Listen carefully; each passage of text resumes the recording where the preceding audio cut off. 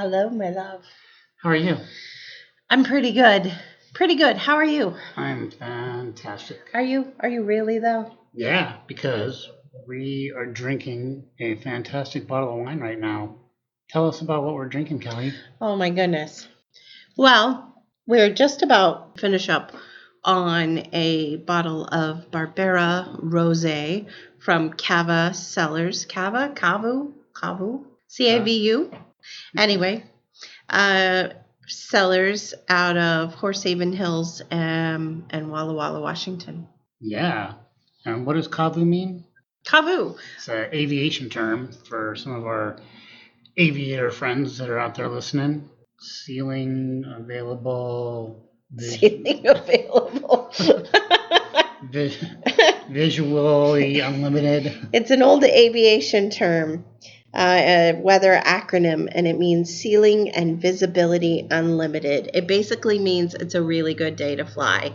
Cavu Cellars is a family-owned winery out of Walla Walla, Washington, and I'm thinking we were there about 2017 because you found this little gem in the bottom of our wine fridge, and it's a 2016. Yeah, and it's a great rosé.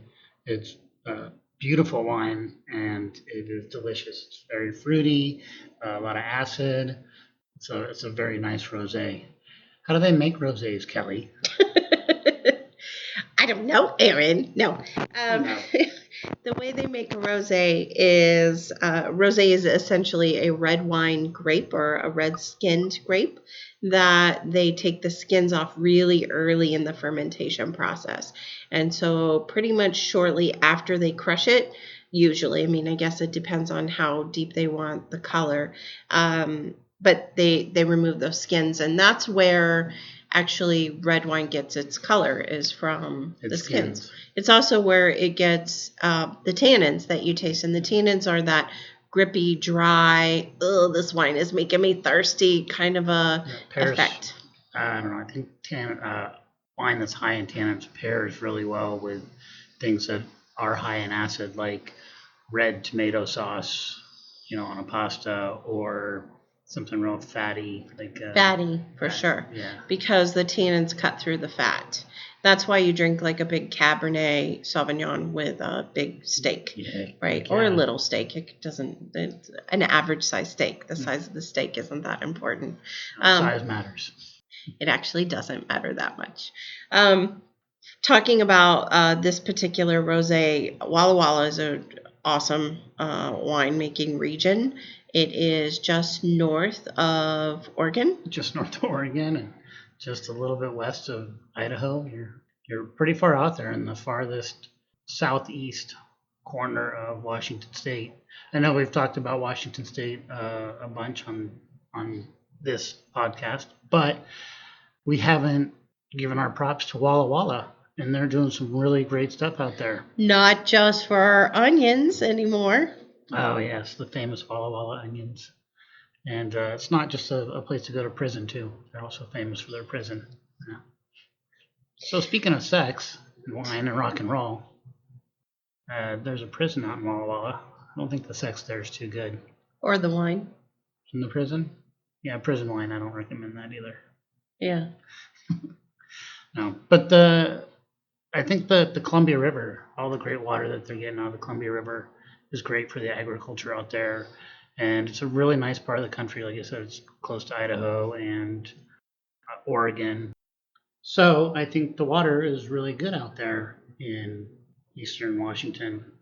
Makes for great crops, great grapes, great wine. Aren't there two rivers that run through there? Yeah, there's the Snake River, and there is also the Columbia River. So the Snake River, which also crosses Idaho, and yeah, great country, lots of good stuff in that water. Walla Walla is actually known for Syrah, or if you're Australian, Shiraz, which is exactly the same grape. Like sexual harassment. K Syrah. K Shiraz. I would like a case of Syrah. That would be nice. Case of Syrah. K Syrah. Excuse me, waiter. This man is Shirazing me. All right. Now that everybody's amused with our awesome humor. Hashtag dad jokes. Mm. But this wine is very delicious. And Washington State also has some great rock and roll people. Mostly the Seattle area is known for. Also has a lot of serial killers. Yeah, it's got that too. So, I don't recommend that. You don't recommend the serial killing? No.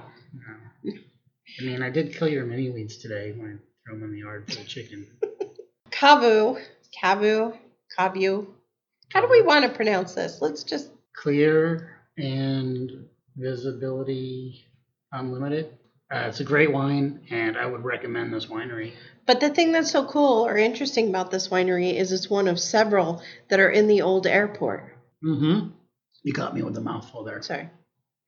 That's what she said. Thanks. Delicious mouthful. And yes, out at the Walla Walla airport, there's the old, I think it was an old Army airfield back in World War II that they used for training. And a lot of those hangars, multiple of those hangars and Quonset huts have been converted into wineries, which is fantastic. So you can go taste at 7 different wineries, all in a very small location. Yeah, like it's like a mall. I don't know why that was so hard for me to say. It's like a mall of wineries. Yeah, it's pretty great. And like I said, it's neat to see the old military base that's out there.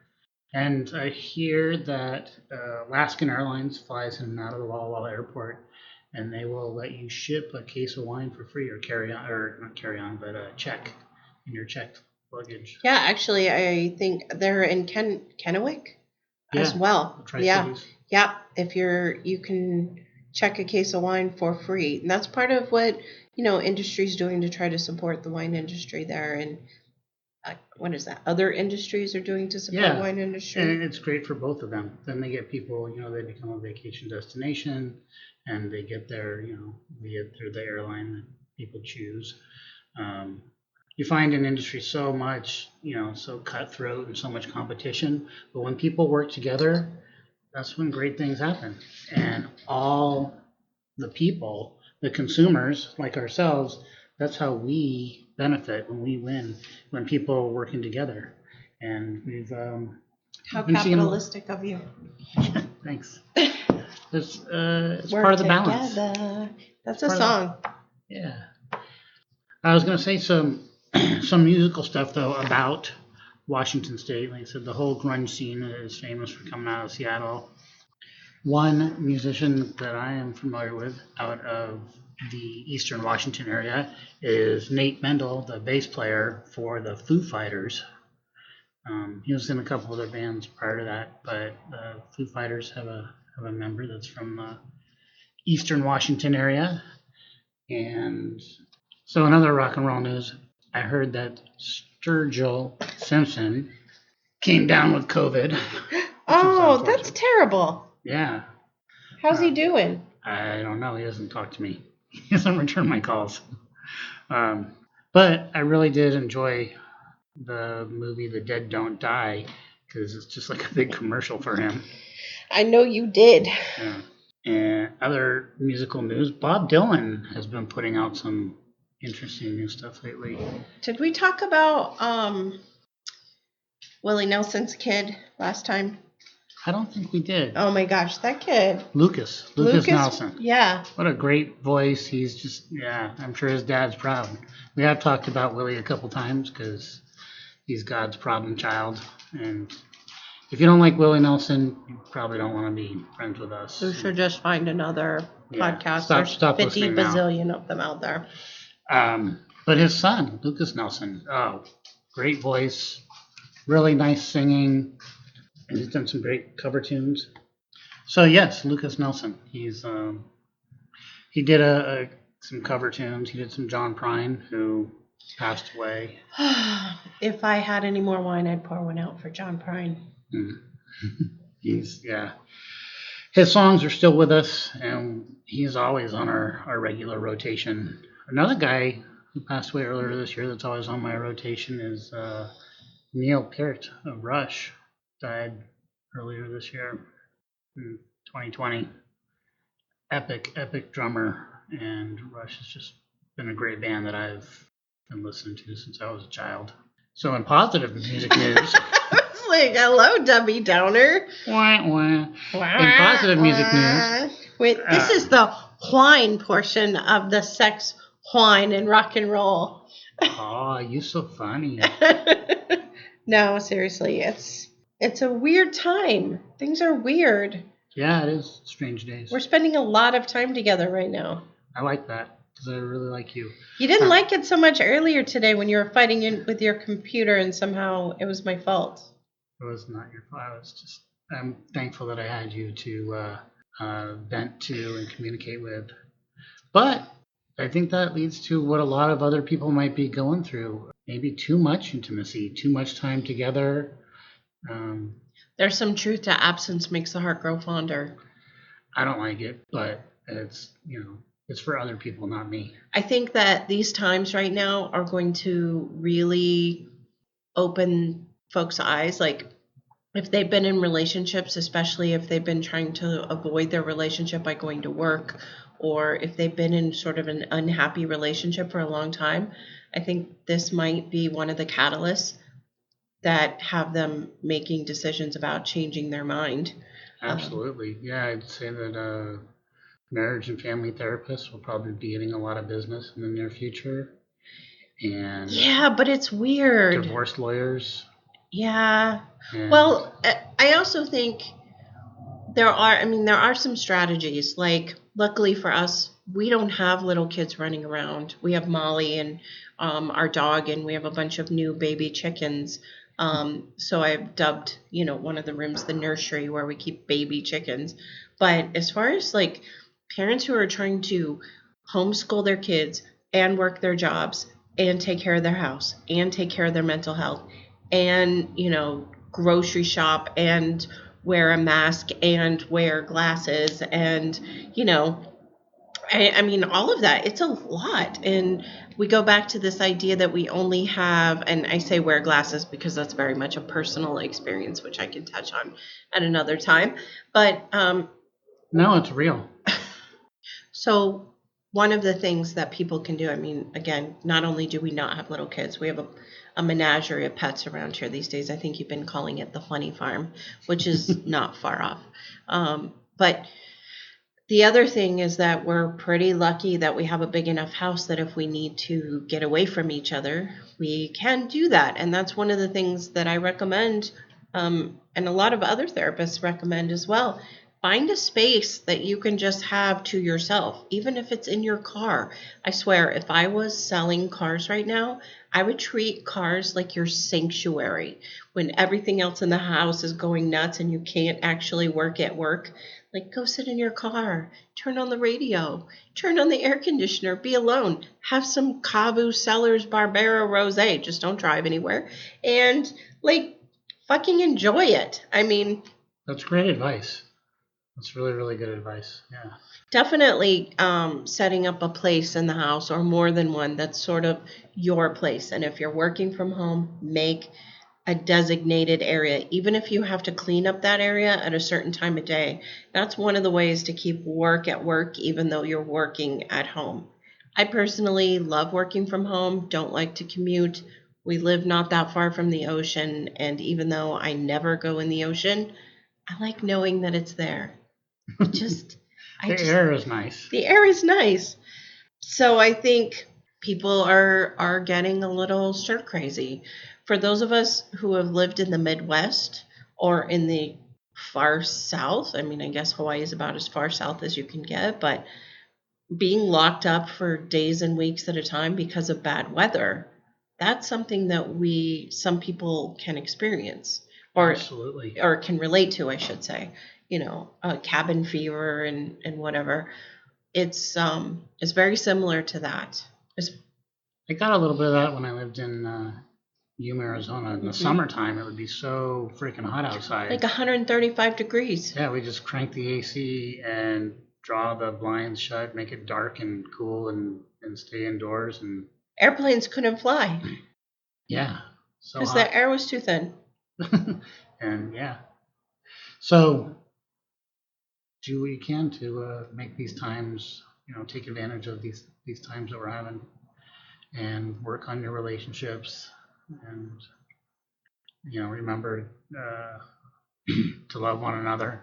And if you're feeling stressed or stir crazy, chances are somebody else is probably feeling the same way too. Mm-hmm. Yeah, definitely. So think about that. Be mindful while you're being mindful. And even if that just because someone else has experienced something worse does not invalidate what you're experiencing. I think that matters. Like, oh, well, at least it's not the Great Depression, or, oh, well, Anne Frank spent 4 years or 6 years or however many years locked in, in a basement. You can do this. Just because Anne Frank did it does not mean that you can't have feelings about having to be locked up in your house. It's okay. It's okay to have feelings about it. It's okay to drink about it. Well said. Well said. Yes. If you do a tasting, it's classy. That's right. Don't drink one glass. Drink 6, Yes. little at a time. Also, don't take alcohol advice from us. Well, you are a court of master sommelier. I have taken sommelier training. That's different. You have a pen. Speaking of trainings, I'm back in school. Yes, Kelly. What are you studying? You have to get up super early because where is your school located at? So school's Everything's online right now, but where's it? Where's it located? Inside my computer. Yeah, so my school is out of Florida, which means that a 9 a.m. class in Florida is a 3 a.m. class in Hawaii. So for the next 3 days, I will be getting up at 0 dark 30 for class starting at 3. So tomorrow's class is called Medical Factors Related to Sexuality and Sexual Functioning.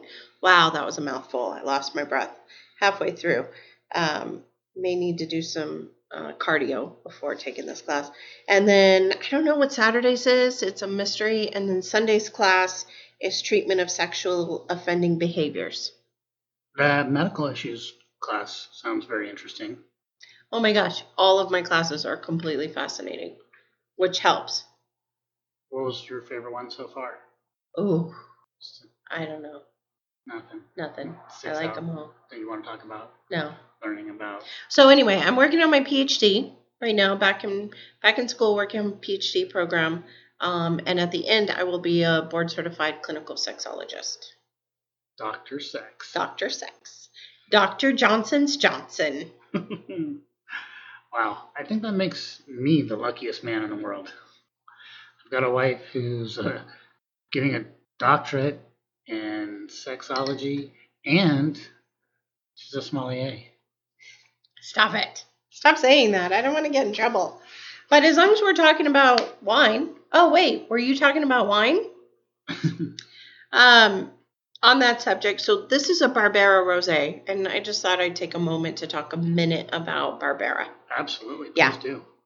So I think the dominant flavor here that you like so much that you called cherry pie, I think you actually called it, maybe not while we had our microphone on, but while we were tasting, you were like, oh, it tastes like sweet cherry pie.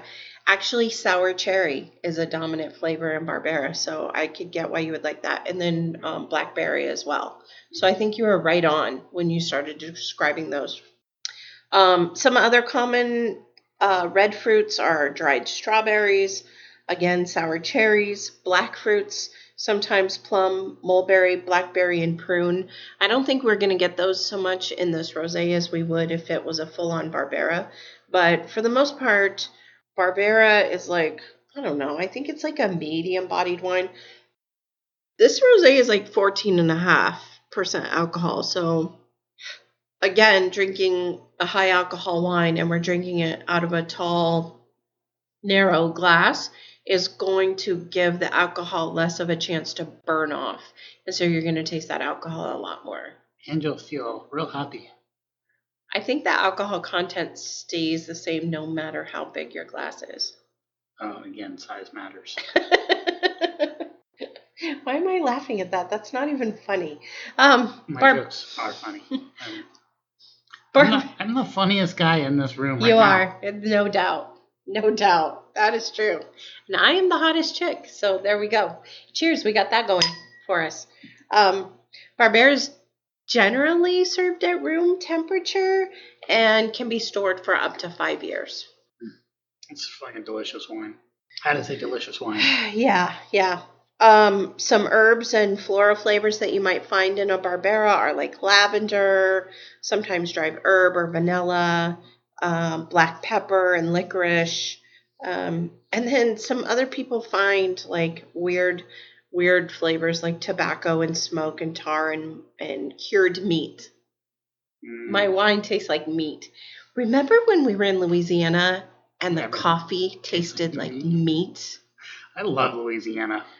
I love the Big Easy. New Orleans, there's no place like it. It's music and drinking and a lot of freedom, and it's Dirty. it's dirty. It's definitely dirty. But man, what a great place, New Orleans. Amazing. Yeah. Yeah. Amazing. Do you want me to talk more about Barbera or I want to talk more about music. Okay, let's do that then. I've been talking a lot about wine this episode. I know. Well, that's what I know about, and I'm the one who just likes to talk. You also know about sex, too. Oh, that's true. We haven't talked much about sex. And music, yeah. So we're having a sexless podcast. No. I'm enjoying this Barbera with some chocolate cheesecake. So who made that cheesecake? I made it. You made it? Oh. Pairs actually pretty nicely because the cheesecake is a little bit what's that? I don't know. There's a word I'm trying to find. Sour, because the cream cheese was. We can come up with a better adjective than sour, can't we? It's like pungent. Oh, there you go. It's a little pungent, yeah. Which goes nice actually with a higher alcohol that I'm tasting in this rosé. So we were talking about Seattle and Washington State, and I mentioned some music from up there. One of the things that they attribute to so many great musicians coming out of there is, they said when the weather's, wet and rainy, people would stay indoors and play music. I am really optimistic and looking forward to what comes out of this. Everybody's staying at home. In many months from now, the musicians and what they end up putting out for us. So now it seems like every place is like Seattle or other places that have bad weather. Everybody's trapped indoors. So I hope some good music comes out of this. Hopefully, a year from now, the world is blessed with many great artists putting out many great things.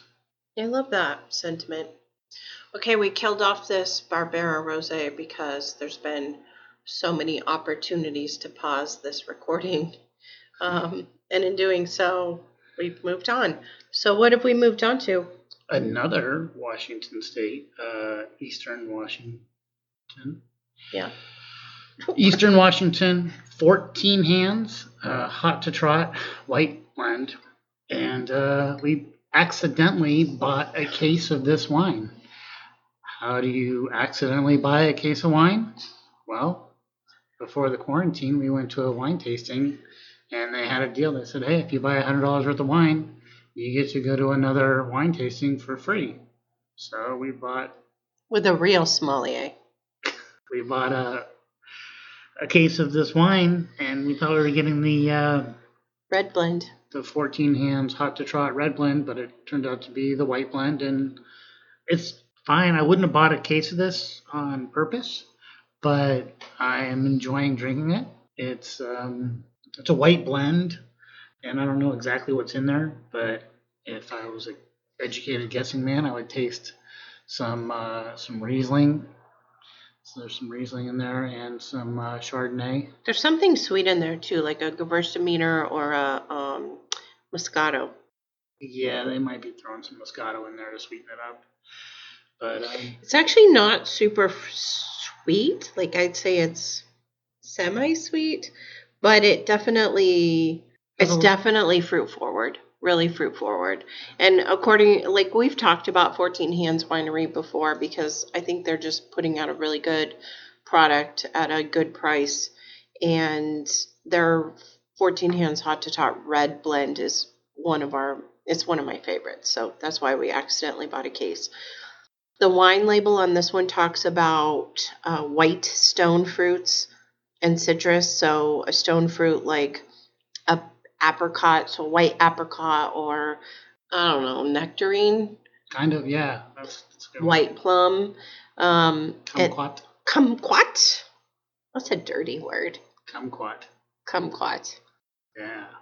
But when I was growing up in California, we had a kumquat tree in our yard, and we used to get them. Did you kumquat on it? No, but Pop a quat here. Let's have a chat. Dad jokes. Anyway, I ate kumquats as a child. What does a kumquat taste like? They're kind of like. Does it taste like cum or does it taste like quat? Twat. Oh my goodness, I'm gonna regret like this. Tastes like a peach. I'm totally gonna regret this. Anyway, all right. Citrus, white stone fruit, fresh apple, pear, and melon. And I think that's pretty accurate because I think I tasted most of those things before I read the label. Yeah. Also, like some white flowers. It's kind of floral. It's nice. And I think it's like $9 a bottle or $11 a bottle or something. It's really affordable. Yeah. And it won't make you feel like shit tomorrow. No. And like I said, we accidentally bought it and we're enjoying it. So, back to rock and roll. We've talked so much about wine. I keep going back to, and then I'm just going to go back to wine again. That's what happens when you don't have notes. I just take over. Yes, this is... I kumquat all over this podcast. This is what happens when live without a net. Well, we do have a pause button that you've had to use a few times. Yes. Like 150. Thank goodness that this is a complete, I don't know, shit show? Amateur hour shit show. Oh, I snorted. Yeah. This is why we had to stop doing this. That's why it took so long to get back to. I know, right? Yeah, we force ourselves to drink wine. Like we need an excuse. I'm sorry, I'm really distracted by your hair. That's good, huh? Haven't had it cut in months. I did get a haircut this year, back in January. And then went a month. I try to get my hair cut once a month. And is it that time of month again? It's that time of the month. Oh, no wonder. Yeah. Sorry, you were talking about rock and roll. So we're back to rock and roll. There's a lot of musicians that own wineries that have ventures in the wine world. I think we've talked how about many? That. Who knows how many? Who knows? No one will ever know. Yeah.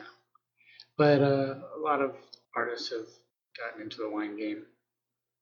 Some of them are all good. Some of them are There's a lot of artists that just put their names on wine too, right? Yeah. When you have money, you can do things. Sorry, I keep kicking you. I actually enjoy, Dave. You like The Train. I like The Train, but I also like Dave Matthews. Dreaming Tree? The Dreaming Tree. Yeah. Do you like The Train, Tears of Jupiter? I do. And they have one called, they have a Chardonnay. It's not Drops of Jupiter? No. Tears of Dew, Drops of Jupiter. Maybe. Anyway. Yep. They have some about the same price point, maybe $10 to $15 quality. Like, to me, if it tastes good and it doesn't make my body hurt the next day, it's probably okay. That's right. If it feels good and nobody's getting hurt, go for it. If everyone's consenting, amen. Do what you want. Everyone's consenting to sex, wine, and rock and roll. Mm-hmm. So, I've enjoyed talking with you about sex, wine, and rock and roll. Thanks. Do you want to promote anything like our Winefulness website? Do you want to talk about what we just did for BFF with the Chef? Yeah, we got a podcast coming out. A real one, not like this. another one, or we're going to be the guests on it, talking about wine. It's called EFF with the Chef. It's on YouTube. It's on iTunes, Spotify, Pandora, wherever you listen to it. Wherever you get your podcast. Yeah. So, and we'll share that with everybody once it's out. And so until then.